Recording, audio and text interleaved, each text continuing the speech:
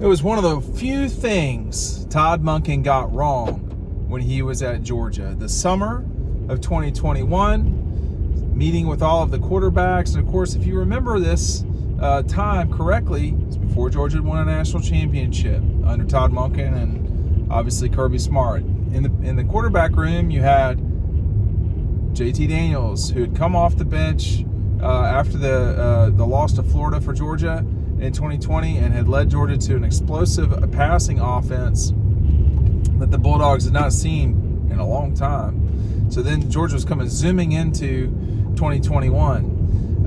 You had Carson Beck. There was a lot that Georgia had in the quarterback room, including Stetson Bennett. Well, they're having their meeting with Stetson Bennett, and Todd Monken turns to Stetson and he says, look, you're probably never going to play here. It's just not going to happen, yada, yada, yada. But the problem was they never could kill Stetson Bennett off. They could never kill him off.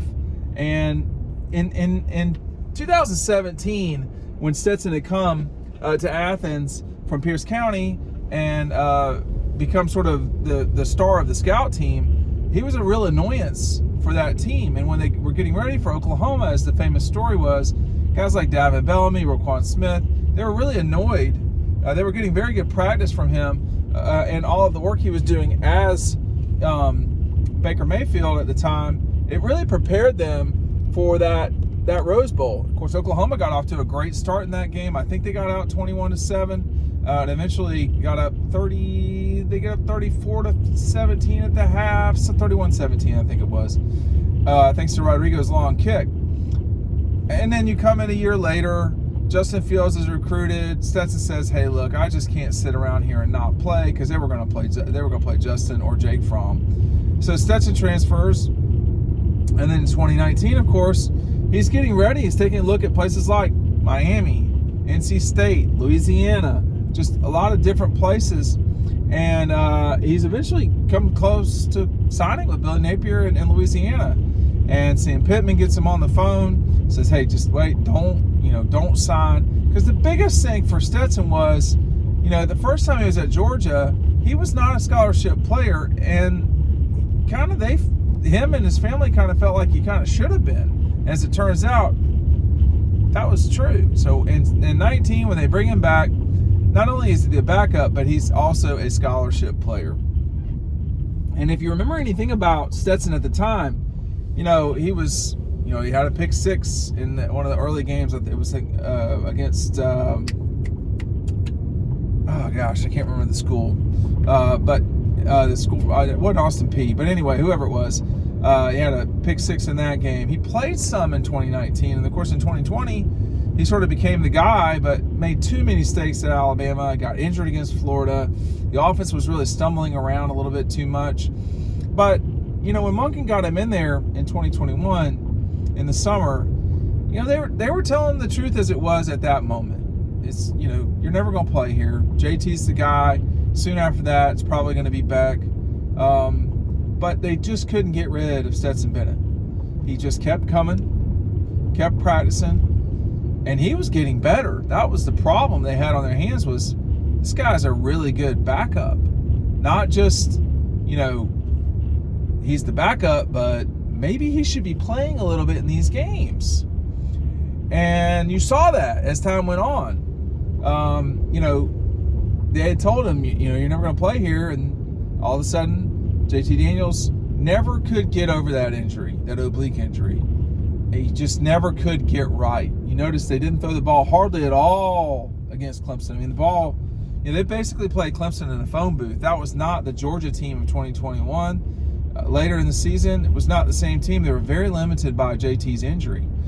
A week later, here comes, a competition between Carson and Stetson. Stetson had been through this before multiple times, not just at Georgia, but at Jones County. Okay? So he wins the starting spot against UAB, and not only do they just absolutely, he's named the Davey O'Brien National Quarterback of the Week, if I'm not mistaken. It was Davey O'Brien was the quarterback of the week nationally. 5 touchdowns, I think it was, a massive explosion, great playing by Stetson Bennett. A week later, Georgia's playing South Carolina. Here comes Stetson Bennett in the middle of the game. Like, I think it was at the end of the first quarter or the beginning of the second quarter. Stetson Bennett would not go away. He kept coming. And all the while, JT Daniels was not getting it done in terms of getting healthy. That's a bad way of putting it. But he just couldn't get quite right. And over time, I remember two things happened at the same time in Nashville when I was there for Georgia's complete dismantling of Vanderbilt. Number one, it was obvious that Georgia's offense was sick, like completely elite, when they could throw the ball. It was also obvious JT Daniels was not right. He wasn't well. He came out of the game at the end of the first quarter. Well, that just opened it up for Stetson Bennett, and he never let him back in the door. So that there was some annoyance about that, I think, internally at Georgia. They wanted JT to get healthier. They felt he could get healthier. This is my projection. This is me saying this. This is not anybody saying that to me, okay? But there was this idea that, why can't he get healthy? Shouldn't he be getting healthier than he is? Well, after a while, it didn't matter, because when he was healthy, they didn't go back to him. But that time, I remember being in Nashville watching, and after the first quarter, I was like, these guys can win the national championship. And of course, in 2002, it was after probably the Oregon game. But for me, in 2021, it was in Nashville, watching Georgia. Just people say, oh well, Vanderbilt wasn't good. It doesn't matter. It doesn't matter. It was. I mean, they almost had as many points as Vanderbilt had yards that day. Okay. Lab McConkey was out there killing people. I mean, Zamir, it was just a complete... There was no real superstar on that team on the offensive side of the ball. Well, I go to this barbecue place in Nashville after Vanderbilt games, and, there was a guy that would be... I didn't know it at the time. He's a walk-on player from, North Georgia. He had been playing a lot of the games. And his family was in town watching him play. It's just a walk-on. It's not that big of a deal. As it turns out, he would be on the field for the game-winning play that Georgia had against Alabama in the national championship game. His name, Dan Jackson. Okay, so I was sitting there after determining Georgia very much not just could, but probably should win the national championship in 2021. That was when it was obvious to me that it was them, that they were that type. But it also took, I think, Stetson Bennett. I think it did take Stetson Bennett. I think that it was obvious they could win it in 21 at Vanderbilt, but I think it took until the Tennessee game for it to be obvious that Stetson should be the quarterback. I don't remember if I was talking to Matt or Fletcher Page, who's at the Atlanta Journal-Constitution now, or Ryan. I don't think it was Ryan. It might have been Dylan, Matt, or Fletcher. And I was on the phone getting ready to get Christmas stuff down, and Georgia had just beaten Tennessee in Knoxville, and Stetson had played the way he did. And I said, because there was this discussion of, would you go back to JT? And I was like, I would not go back to JT at this point. Why? Stetson didn't play well against Florida, but against everybody else, Kentucky, Auburn, Tennessee for sure, he was just playing better.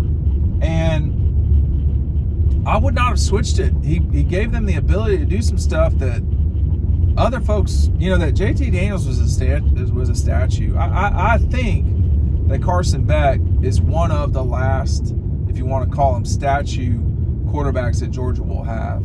Because all these other guys that are playing now, they have the ability to run. I mean, Gunner, obviously, Puglisi a little bit. They're not recruiting that type of player as much. So I think there's that too. But, after the loss to Alabama, I remember being at the top of the dome, doing some stuff I had to do, and, talking with people. They'd already gotten back to Athens, in the program about what, would there be a change, and all that. There was some discussion of going with JT. I don't think there was much of a discussion about it, but there was some discussion because, JT was a very good quarterback at Georgia. They scored a lot of points, and they had just gotten beaten by Alabama, and they had not scored a lot of points. But I think Kirby knew that Alabama scoring that many points again was unlikely. And,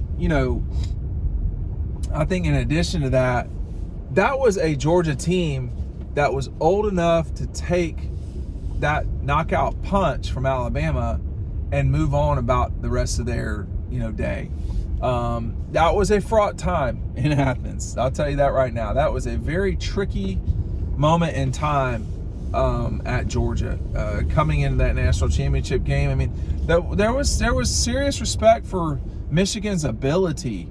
Michigan, if you saw them on the field, this was a long, big team. They did not have tons of speed, but this was a long, big team. But, Todd Monken, just before the Michigan game, was asked, why is Stetson Bennett your quarterback?